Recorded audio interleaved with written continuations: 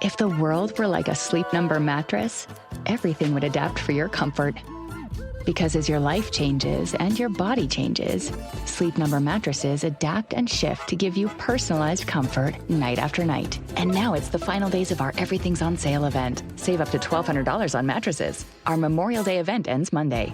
To experience a whole new world of comfort, visit a Sleep Number store or go to sleepnumber.com. Sleep Number, to a good life sleep. It's time for the Larry H. Miller Utah Summer Games at Southern Utah University in Cedar City. Register today to participate in the 40th anniversary season of a Utah sports tradition at utahsummergames.org. Participate in over 50 sports around the state. Then plan to join the opening ceremonies Friday, June 5th, presented by State Bank of Southern Utah. Register today to participate in the 40th anniversary season of the Larry H. Miller Utah Summer Games. DJ and PK, it's 97.5, the KSL Sports Zone. PK, we always talk about the new rules in college football and NIL and the transfer portal and who benefits and who loses. Obviously, schools like Texas Tech benefiting, BYU benefiting. The SEC seems to be losing 2-8 in the playoffs over the last 3 years. They were winning at a much better clip until the last 3 years. Cincinnati's got to go in. Did they go in the losing camp, or did they lose because the rules change, or did they lose because they lost their coach? Because both things happen pretty close together here. And they had a coach who had a rolling, but he got hired away. Don't ask me. No, ask somebody who knows better. Scott Springer, Cincinnati Bearcats beat reporter for the Cincinnati Enquirer, joins us now for the spring football tour. Scott, good morning. Howdy, I'm in the Florida Keys on special assignment, but nice. Happy to talk football. Yeah, 100 days from today, I think, is kickoff. You win. Let's talk about the Florida Keys. Who cares about Bearcat football? I'm way more interested in the Florida Keys. Which key you're in? Where you are right now? We are Islamorada. Just left. I'm heading back to Fort Lauderdale. Fly out of there, but been down here about 5 days. Ooh. And went down past Marathon Key yesterday.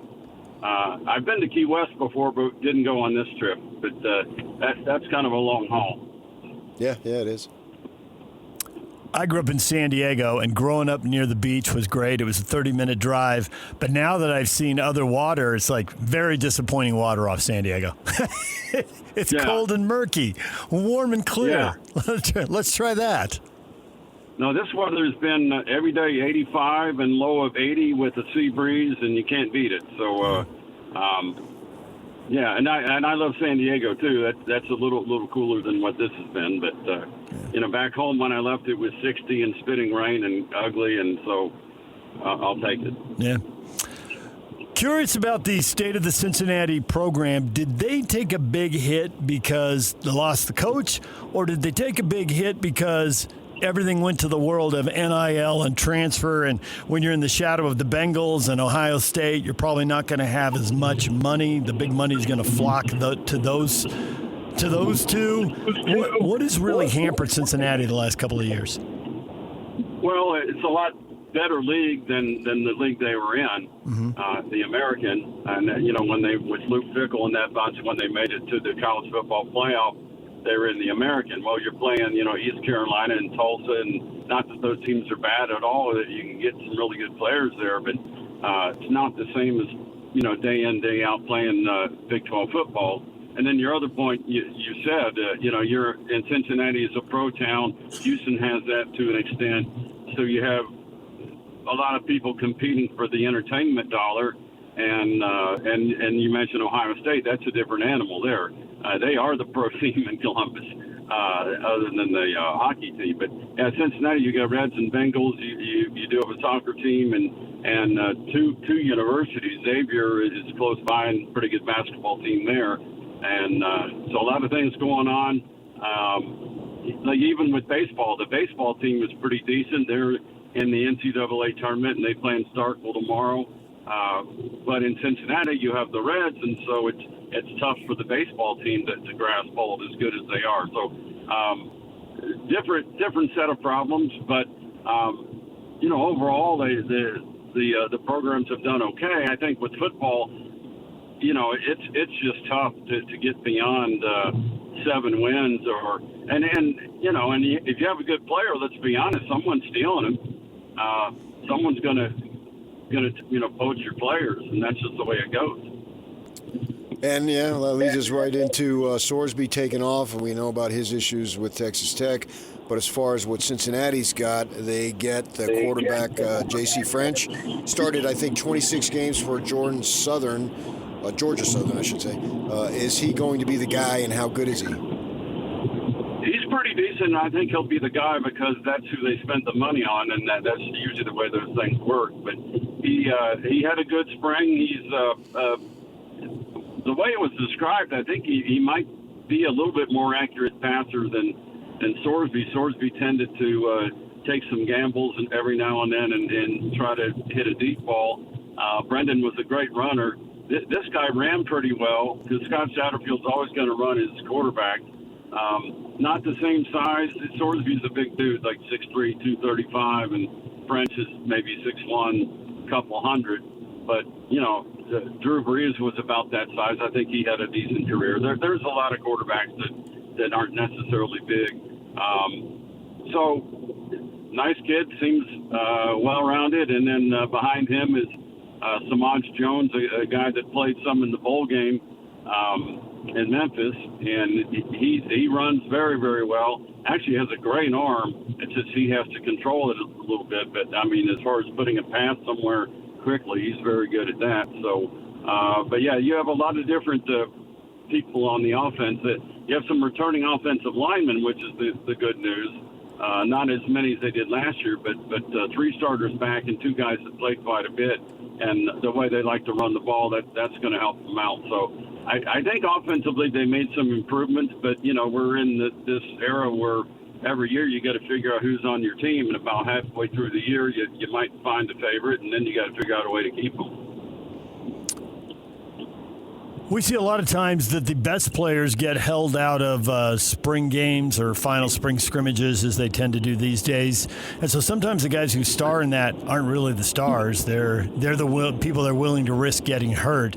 J.V. Gibson had 3 touchdowns in that final scrimmage. Is he the guy, or were they holding the guy out? Yeah.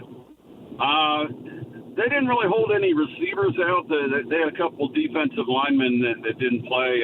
More on the defensive side, guys that didn't play. But Gibson looks like the real deal to me. He reminds me some different build, but Cyrus Allen, for instance, was a Louisiana Tech guy and then played 1 season at Texas A&M. Didn't necessarily get as many throws. I think he had 18, 19 receptions, and he comes to Cincinnati and catches over 50 balls and had 13 touchdowns, set a single-season school record, and then he gets drafted by the Chiefs in the 5th round. So this kid, he's got good wheels, good size, bigger, 6'2", 211, went up and got a lot of balls. I like him a lot. I think they've improved every year on the receivers. It's just so odd, you're used to one group of receivers, and then, like last year we had Caldwell from Lindenwood, who caught on as a free agent with the Chiefs, and then Cyrus Allen. The only new receiver, or old receiver, I should say, Isaiah Johnson is like the only returning one. Elijah Jones, I'm thinking off the top of my head here, but they pretty much went out and got new receivers and pretty much all new running backs, and you're going to have a new tight end because Joe Royer is with the Browns now, so a kid, Gavin Grover, stepping up. I think he'll be good. Good size, 6'6", 250. Offensively, I saw some good things. It's just, when you're playing against yourself, you just don't know. You don't know what you have until, October, and then you have to fight it out there. But, because you guys know these preseason predictions, every Big 12 poll I've seen every year is pretty off base. They're not accurate, and because you don't know. You don't have anything to base it on. Talk about the new guys. Let's go into the coaching. Scott Satterfield did not retain or parted ways with both coordinators. Explain what was going on there and what do you expect out of the new folk? Nate Woody is a guy who has coached with him and is the defensive coordinator now. Tyson Veit ran 3-3-5, three-man front, trying to do kind of what Iowa State had done because that was his background. Just didn't work. The Big 12 offenses were too sophisticated, and if you're only rushing three, it's they can piece you apart. And he really nice guy. He turned around and got a job at Penn State with Matt Campbell, who he had coached with before. So he's a linebackers coach now. But Nate Woody was some guy that was at Army, and then he had coached with Satterfield at a couple other places. And I think they're going to be a little more aggressive, rushing the passer, causing havoc, which is the key word that they want to throw out there. And they got some bigger defensive backs. You do need size on, 6'3" guys now. You got a 5'8" guy covering a 6'3" receiver. You're probably losing that battle. And so they've got some size there in the portal, a couple guys. And I think defensively they did lose Jake Golday, because he was one of the guys that they picked out of nowhere out of Central Arkansas, and he came and was pretty good. And that's the one thing I can say about Cincinnati and the personnel staff is they have done a great job of finding guys, diamonds in the rough that nobody knew anything about, and they turned out to be good players. So they've had a lot of good luck in taking guys that maybe weren't necessarily the 4 or 5 stars, and those kids have had decent careers.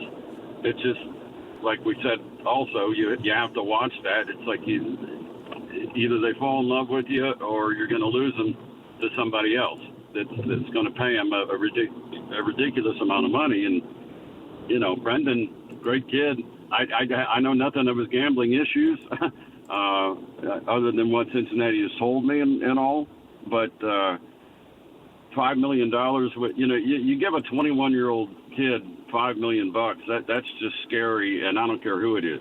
$5 million to me at 21, hard to say where I'd be, what country I'd be in, or anything. Would you be alive? Maybe I'd be down here in the Keys hanging out. Yeah, right. You hear those coaching moves for coaches in the 4th year, and it could be desperation. It could be something tactically really smart. Just on the surface, it looks like the program's headed up from 3 wins to 5 wins to 7 wins. In conference, it's 1 win to 3 win to 5 wins, bowl eligible the 3rd year. It looks like the progress is tangible and the arrow is up. Is that what it looks like when you're closer to it? And how much patience is there with Satterfield? I think they have exactly what you said. I think they looked at it that way.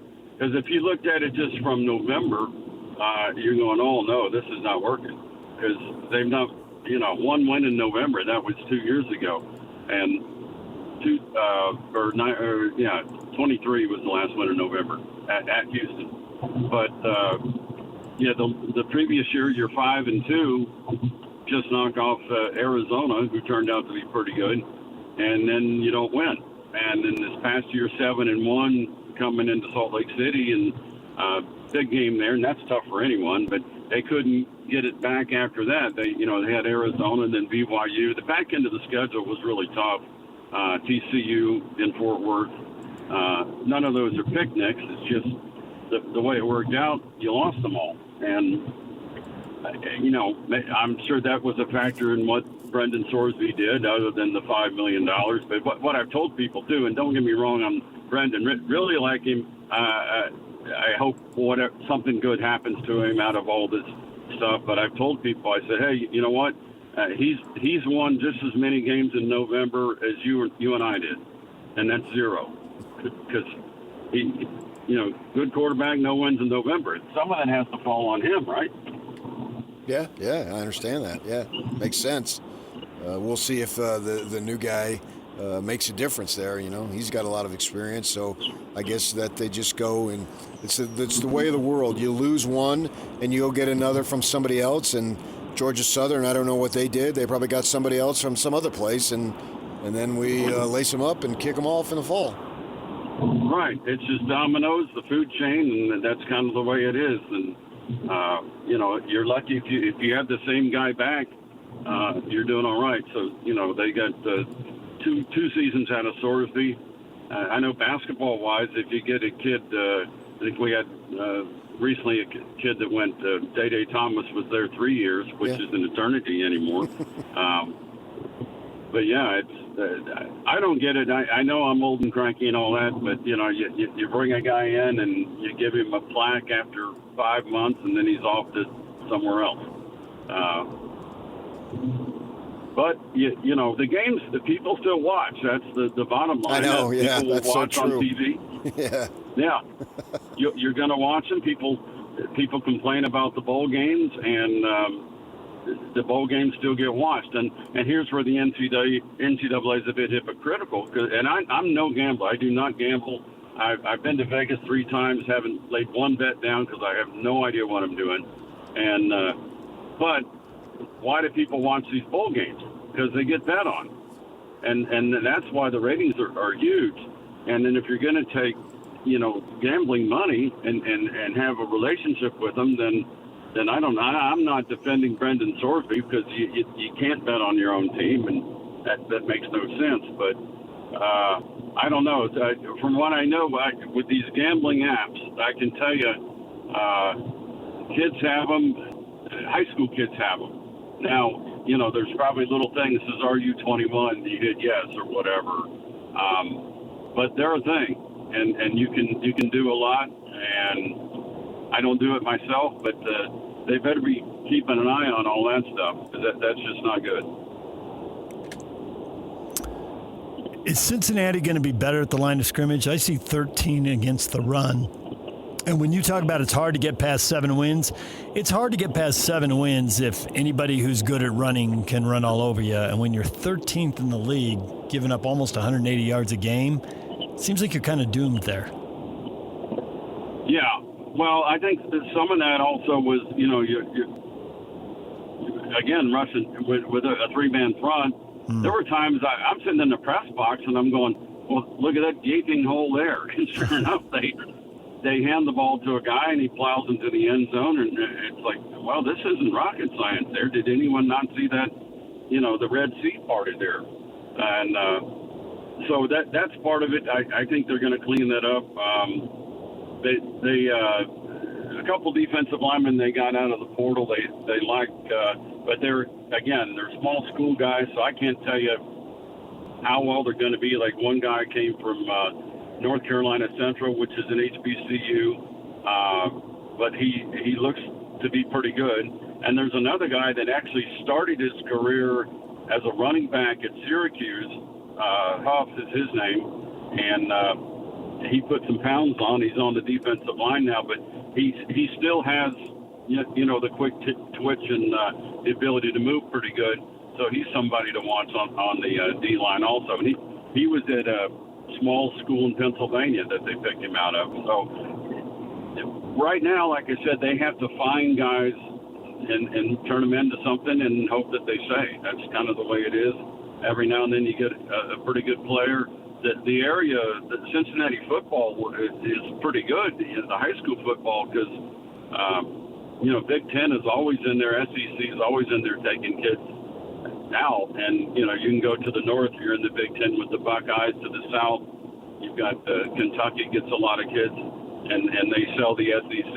When SEC and Big Ten, they've got more money. And then Louisville down the road, they do a decent job, and they're ACC. So very, very well, I don't want to rule out Indiana. I can get to Indiana in 30 minutes, at least the state line. I never in a million years thought Indiana would win a football title. Never. If I bet, I surely would have lost that. That's for sure. Well, it's good you didn't waste that money there. You can spend it on traveling to the Florida Keys. That is money well spent. That's what we do. We come down and look for iguanas and things like that. Saw some sea lions and critters and all that. Some parrots. And I just passed a guy that's on a motor scooter and wearing flip-flops. That's the way of life for some of these people. So, Yep. Well, Scott, enjoy the rest of your trip. Thanks for taking a few minutes out for us and talking a little Bearcat football. We appreciate it. All right. Sure thing. Scott Springer, Cincinnati Bearcats beat reporter for the Cincinnati Enquirer. You really can't underestimate how nice it is for people to pick up the phone and come on the radio with us. Florida Keys, and you want to talk Cincinnati football? That was very nice of him. It sure was. Yeah. It's just like, I'll talk to you next week. Like, get back to Cincinnati and make that call. Well, yeah, I got connections there with the Enquirer. The columnist, the news columnist, was my former editor at the Casa Grande Dispatch. No way. I kid you not. Wow. Look at you go. You pulled strings. You made that happen. Yak, you leaned on PK's Casa Grande connections. Well, yeah, sure. We'll go with that. I texted Scott and said, hey, can you come on tomorrow and talk Bearcat football? Sure. What time? And actually, I was at the Casa Grande Dispatch for 1 year, and he was the city editor. And I learned more in that 1 year that I may have learned in 10 years. Yeah. The guy was really good, and he was a really good mentor. Knew his stuff. Yes, and just willing to share. Yeah, and the way the business works and what you need to do to make it. Yeah, absolutely. And I several years later, I actually emailed him to thank him. He was blown away. He had no idea it was coming. But I just remember, man, he taught me so much. DJ PK, we'll take a break. When we come back, everything you missed in this show, we'll get you all the headlines, all the big stories, all the interviews. It's next. Stay with us.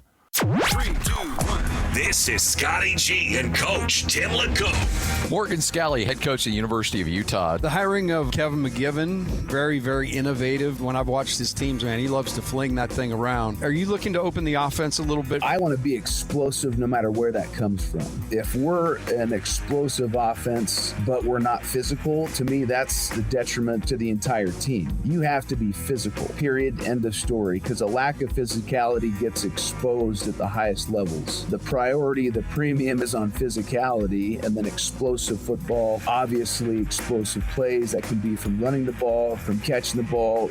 I think we have one of the best wide receiver groups we've had since I've been here. We want to get our playmakers the ball, but you have to play complementary football, and that's what Kevin's offense does. Catch Scotty G and Coach weekdays from 10 to 2, presented by Mountain Land Supply on 97.5, the KSL Sports Zone.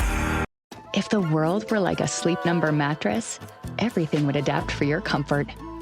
Because as your life changes and your body changes, Sleep Number mattresses adapt and shift to give you personalized comfort night after night. And now it's the final days of our Everything's on Sale event. Save up to $1,200 on mattresses. Our Memorial Day event ends Monday. To experience a whole new world of comfort, visit a Sleep Number store or go to sleepnumber.com. Sleep Number, to a good life sleep. For just joining us, we talked NBA draft at 8:30 with Brian Geltzeiler, SiriusXM NBA radio host, NBA TV contributor, one of our favorites. He thinks that all the talk about trading up, trading down, trading out, trading whatever, overthinking it. Sit at number 2, wait to find out who the Wizards take at number 1, and take the other guy. If only it were that easy. Easy for him to say. He won't bear the consequences. Or the fruit. That too. That's in its simplest form. And ultimately, do you think that's what will happen? Yeah. They can't just sit back and say, he can say it and then go on with his life. They can't. They got to work on this and obsess about this every hour of every day from now until the draft. But when they get to the draft, do you think that's what they'll do based on everything they've learned while working all these hours and obsessing all these days? Today, yes. 2 weeks from now, it could change. Agreed. We get new info, we'll have a new opinion. But with the info we have now, it seems like that's how it'll play out. Yeah. But I don't think that it's a guarantee. Guarantee is literally 100%. It can't be anything less. It's not a half guarantee. There's no such thing. You're talking what's more likely is the probability here. So I can't guarantee that those two would go 1-2. Who's to say that it happens that way? There have been surprises. That'd be a very big surprise to me. I don't know that it would be. Really? You're getting a Cam Boozer is you got Let's Make a Deal, which is still running these days. And I got a pretty good thing at door number 1. But what kind of gamble am I willing to take? What's behind door number 2? It might be I have a beautiful Jeep. Well, okay, but there might be something better. And there's something better there, but it's behind door number 2 or 3. And I choose 3, and it's a scooter. So, but Cam Boozer is a really good Jeep, and he'll drive. And he'll get you where you want to go. You may not get there as fast, really, and it may Jeep. not be as scintillating a ride, but Cam Boozer will get you there. So Boozer's a Jeep. Yeah. And then what is Darren Peterson? A Lamborghini, whatever. I wasn't going car analogies. That's a whole different. I just think Boozer's a rock. You just know what he's going to be. Yeah, so why do you you don't just blow that off? Because in this draft, I think people feel like they need to hit a home run. And to go baseball, it doesn't. It might be a home run. If he's a 20-10 guy, that's not a home run.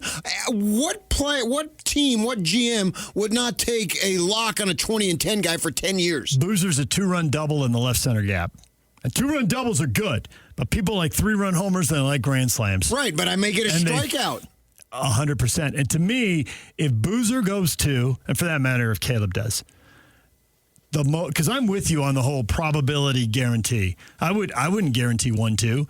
There's still a chance that whatever that was at Kansas last year with Peterson, that when people dig into it, they get red flags and make them uncomfortable. And if the Wizards find those red flags, and if the Jazz find those red flags, either they trade down and let somebody else make the mistake who doesn't find the red flag, or Peterson slides. And you take Boozer. And then the whole Boozer-Wilson thing comes into play. And Boozer has been projected in front of Wilson and may well be the guy. I don't think you're going to miss with Boozer. I think he's going to be a really good pro. But is he going to be all-NBA first team? I'd be surprised by that. I don't think he has elite NBA athletic ability, and most of the guys who get there have that. But he's really good. Well, did Letter Carrier have very good. He was, in the sense that he was bigger, stronger. He was faster than most of the big guys, and bigger than most of the big guys. Was he faster, or was he willing to be faster? An excellent question. Probably depends on the guy. You know, he was willing to pick him up and put him down and get down the court, and it was amazing to watch. Right. To see a big guy that big change ends, or very few people. Could I argue, just in raw ability, Derek Coleman had more than Malone? Well, yeah, because you picked one of the great underachievers in NBA history. But a high pick? He was a high pick because he had the talent and he was an underachiever.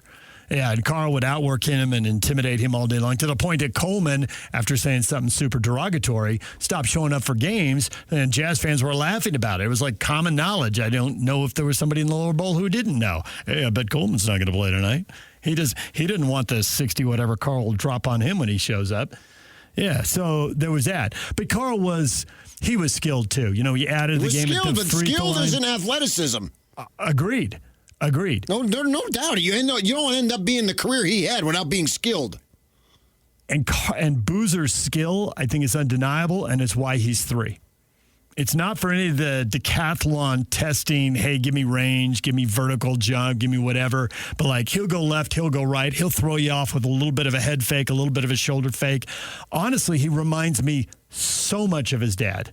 I mean, the parallels, and maybe you get him with other athletes, and I don't know that I saw him that up close. Seems like Ken Griffey Jr. had way more talent than Ken Griffey Sr., but Ken Griffey Sr. was a pretty good ball player. Well, one was a Hall of Famer, one wasn't. Right. So, yeah, one was a pretty good ball player, and one was a Hall of Famer. So, but everything like Boozer could do, like Carlos was undersized. I don't think Cam's as undersized, but the game's also gotten bigger. Yeah, but there's no such thing as undersized now, basically, at that level where he's playing. Yeah, Carlos wasn't asked to step out and shoot the 3. It was a different era. Yeah. It was a different mindset. Right. But I have a fair amount of confidence in Boozer's abilities. And I know the NBA line's further and all that, but... So that's what I'm saying. You're talking into what I'm saying. But that it's not a guarantee. It is not a guarantee, but I think it mostly comes to his Peterson fall. Because I think the ceiling with Peterson is people think he can be the best player on a championship team and he can be an MVP. There's really nothing that guy can't do if everything goes right. It's just, do people trust it to go right? I don't think anyone projecting Boozer as first-team All-NBA. I don't think that. I think there's more to it than that. I don't think that you're making Darren Peterson sound like if you clear up the muscle spasm issues, he could be legitimate. Superman. I don't know that. I don't think that's a guaranteed lock. It's not a guaranteed lock. But that's his ceiling, and I think the fact that it is. You're just making it up. I don't think I'm making it up. I think plenty of people believe And they're that. making it up. That may be, yes. I'm reading into what other people are supposing, and no one can guarantee it. But I think enough people have put that out there in theory, in supposition that... And these are the same people who thought I could go back to see who they are, and I guarantee you, if not most of them, if they're in the position to be a GM and make a pick, they've made bonehead picks. Yes. And furthermore, as good as this draft is, pick whatever other good draft and show me where the top 4 have all panned out and reached their ceiling. It doesn't happen. Someone's going to underachieve. Right. Something's going to go wrong. There'll be undiscovered red flag. Whatever it is, somebody's going to bust. And right now, everybody in Washington, Utah, Memphis, and Chicago is scrambling to make sure that they don't pick that bust. I think they're researching. Scrambling seems sort of panicky. You hear stories from people afterwards. They try to keep a brave face in public.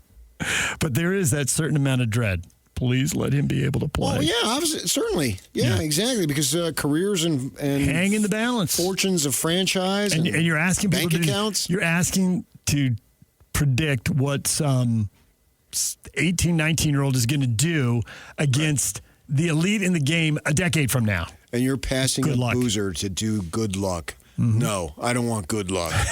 But Boozer's not going number 1. And I think he's got the highest floor is the way people always say it. Like, you're really going to I know, but they get into these stupid phrases. Yeah, I know. And but he those become like gospel. He doesn't Whether they're gospel or not, we won't know until 2030 at the earliest. At the earliest, yeah. And in 2035, we could still be talking about it. A little later then. By 2040, it'll all be written. Okay, fine. So I won't care. All right. So anyway, so we're getting into all of that you heard Geltzeiler talk about Sam Mitchell spend 3 years with Peterson. He's got strong opinions, and Geltzeiler was pumping him up. Like, he had the Knicks to win the East, and it's happened. He had the Spurs and the Thunder in the Western Finals, and it's happened. He's got the Spurs over the Thunder, which could still happen. They're down 3-2. And he's got the Knicks winning it all. And he's got Peterson is the man.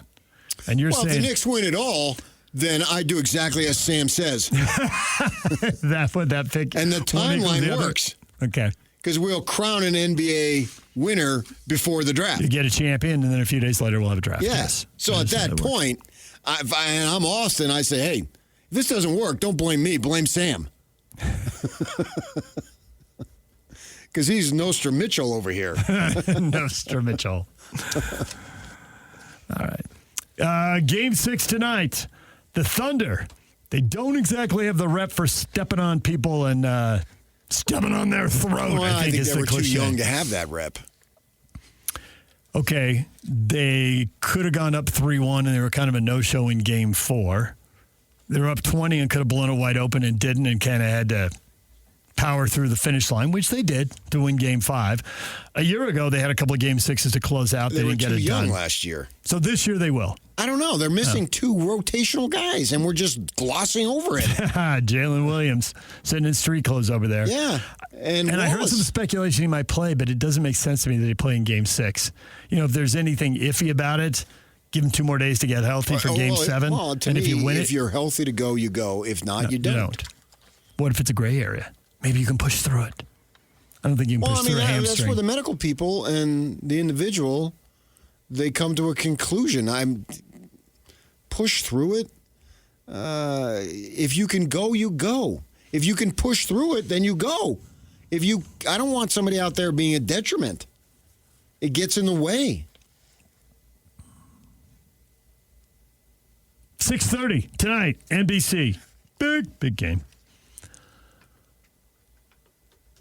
You want to talk about the bipartisan bill that's been introduced in the U.S. Senate? Hell yeah. To put guardrails on college sports? Yeah. Limiting transfers to 1 time without penalty, 5 years of eligibility, no pro athletes coming back to play in college. No more recruiting the G League there, college basketball coaches. Well, some of those are common sense. I shouldn't have a politician do it. You should do it yourself. Prohibiting schools from poaching a coach from another school during their sports season. The Lane Kiffin rule. I mean, salary cap? What is your season? Most of the time, these things are messy. So you all of a sudden, by putting the Lane Kiffin rule, then nothing is going to be messy anymore? I don't believe that. Okay, you can't leave, but I can fire you after 2 games. And the agent can be over there talking. I didn't leave, but the agent's over there talking. You're fully distracted. Well, yeah, but I think the idea is leaving. You have to stick it out through your season. That's already been going on, and it'll never not go on. You're not going to eliminate that problem because, well, wait, you can't leave unless I force you out? Oh, wait a second here. No. I'll make you fire me. Yeah, that's a symptom of the game that stinks, but I think you're going to have to deal with it. And it doesn't happen that many times. And the guy stays and coaches until the end of the season. That's all well and good, but yeah. I just read the guy who's at Florida was staying. He stayed and was trying to do both, and he said it sucked on both ends. Yeah, I saw that quote. Yeah. It was the dumbest thing. Yeah. I don't know what I was doing. Right. He said it was a bleep show.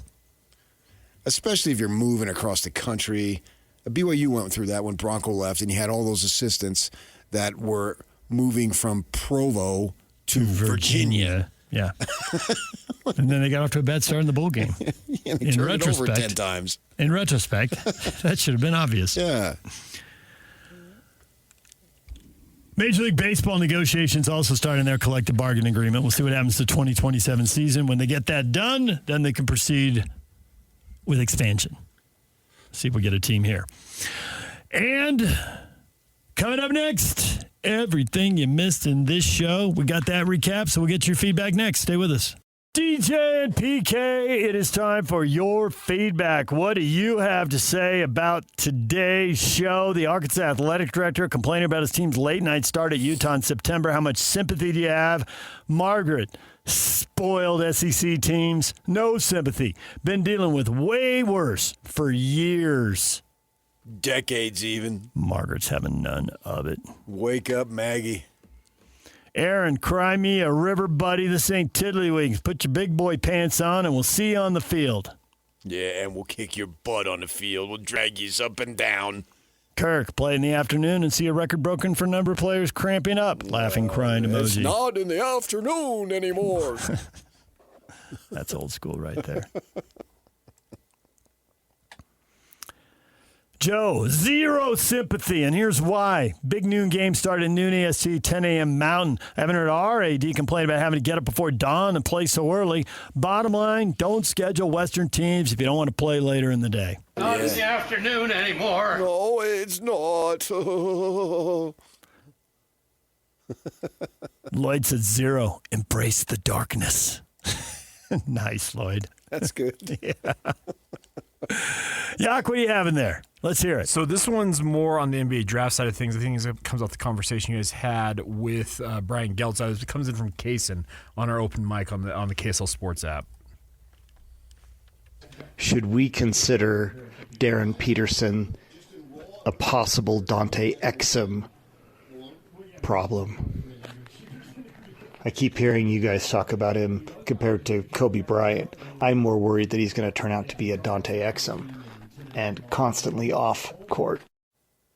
Well, that's the fear. I mean, you can absolutely worry about it and research it. I think that's the thing that they have to dig to the bottom of.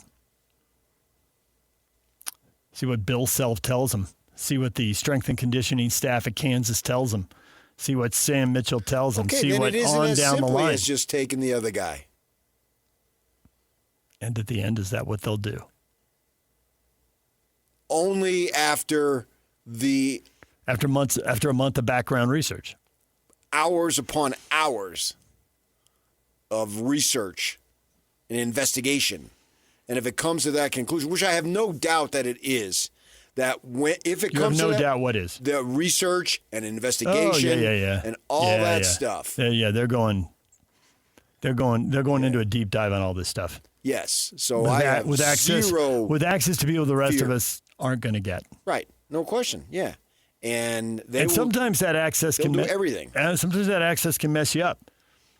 Well, Ian Majerus used to talk about what's that phrase? Paralysis by analysis. Is that it? Or analysis by Can't paralysis? see the forest for the trees. Yeah, so... The story that Karl Malone fell to the Jazz because his college coach was mad he was leaving a year early, said a bunch of negative stuff about him to the team he thought was going to draft him. He wanted him to get his English degree. And the Jazz were beyond that, so they didn't hear that stuff. They just saw him dropping, so they got him. That was nice, though. Thanks. See what you did there. I looked at Yock for validation. Did you get it? I got it. Yeah, I got it. Okay, cool. What have he not did that? No, it's get it right, Doc. I was having some fun taking liberty with it. Oh, yeah, you can mix and match. You don't want to stay stagnant. Anonymous Big 12 coach says BYU is the best team in the conference with the best coaches and the most physical team. What's your assessment of this? And Eric says, I think Coach McGuire is dropping off-season rat poison to drum up his team to victory this upcoming season. A little rat poison, that'll never grow old. Yeah, I don't think that it's the other way around, though. If you want motivation, BYU needs it against Tech because they destroyed you both games. Domination. Yeah. The sports psychic says, well, they weren't the best team twice against Texas Tech. They need to prove it on the field. Well, that's the only place you can prove it conclusively. And then even at that, you'll have James Harden say, no, we got swept, but we were the better team. Sammy says, like most things, there's elements of truth there. BYU is very physical. They are the best team that has yet to win the Big 12. We have yet to see what Utah will look like under Morgan as well. The Arizona schools and Tech will argue against this. I'm sure I'm missing one or two more teams. Well, BYU compared to Utah, they both have the same winning percentage, but BYU has one more loss in winning the Big 12. They're 0 for 3. Utah's 0 for 2. Yeah. But there's still time to go 2 for 5. All right. That's not bad. That would be good. I would take, if Devils won the title 4 times in 10 years, I'd take it. Puns Blazing says, this is exactly the kind of quote I would say anonymously if I was a coach somewhere like Texas Tech or Arizona or Utah. And then I would tell my players often that somebody said it. Nice. Very manipulative. Bravo. Bravo, Puns Blazing. Yeah, but I think if you're looking for motivation like revenge, the only place it's going to work is Utah. BD311 says, that was very nice of Coach Scally to say that. We both assumed it was Texas Tech. Yeah, because I think Utah's lying low right now. Mm-hmm. I called up a thing I saved it. ESPN had their ranking. They ranked all, was it 138 teams or something? Uh-huh. And like 7th or something? I want to say 8th. 8th, okay. I think the Devils were 7th. 8th is the lowest I've seen them. There was that, and Wilner had them pretty far down, didn't he? The Hammer? The Hammer. Well, he loves the Cougars. Utah anywhere between 3 and 8. As people put out their way too early polls. We'll see how they adjust it in August. 8 is just so low. I don't see that. 8 suggests 5 and 4. That's what when I hear 8, that's what I think. I'd be surprised. DJ and PK, we're out of time. Coming up next, Scotty G and the coach Tim Lacombe. I'm sitting in for Scotty G for an hour. Jake, you sitting in too? Yeah, I'm doing the last 2 hours, and our good friend Alex Napolis over here is doing an hour as well. It takes 3 of us to do the work of one Scotty G. Next, right here on The Zone. Summer is all about freedom, fun, and growing up. And between the ages of 9 and 13, kids are starting to form their views about alcohol. With more independence, their still developing brains need more guidance and support than ever. That's why summer is the perfect time to stay connected and plan fun, safe family activities together. Research shows kids who spend quality time with their parents doing what they enjoy are less likely to drink underage. And when kids feel close to you, they're more likely to listen, especially when you set clear expectations. In fact, kids who drink before 15 are far more likely to struggle with alcohol later.